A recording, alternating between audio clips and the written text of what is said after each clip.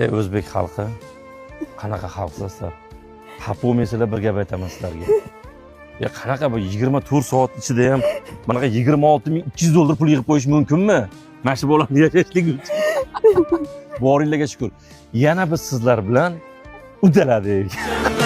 Bishin payti, hamma savob ishga qaytdi. Ul muborak juma payti uddaladik. Biz siz bilan qadrdonlar uddaladik. Payshanbada bishin payti, hamma savob ishga qaytdi. Ul muborak juma payti uddaladik. Biz siz bilan qadrdonlar uddaladik. Allah razı olsun. Hammeler.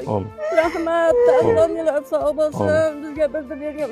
Allah'ım mengdi versin. Hamisha shunaqa saxovat bir inson bo'lib yuraveringlar. Allohim hammeler sog'. Amin. Hamdulillah sağ olasın. Hech kim kasal bo'lmasin. Amin. Allah. Rahmat, sağ olun. Yig'lama, hammasi yaxshi. Allah taqaysizlarga. Amin. Allah bersin. Amin. Amin. Bizni o'zbek xalqiga yetadigani yo'q.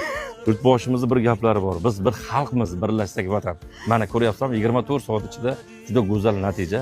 Dushanba kunga biletlarni olib qo'yganmiz, srochni chiqaramiz. Surxondaryolik oilamiz ham bor edi, birgalikda dushanba kuni videosini qo'yamiz. Toshkent viloyatidan bir akamiz har oilamizga bittadan asal ajratyapti. Bolaga o'zingizlar yeysizlar. Xo'p onajon, mana. Oling.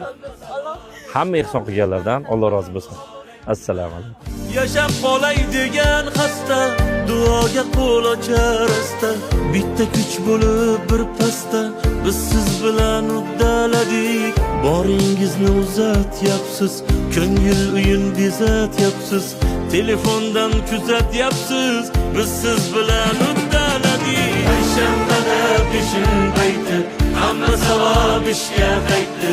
Ul muborak juma payti uddaladik.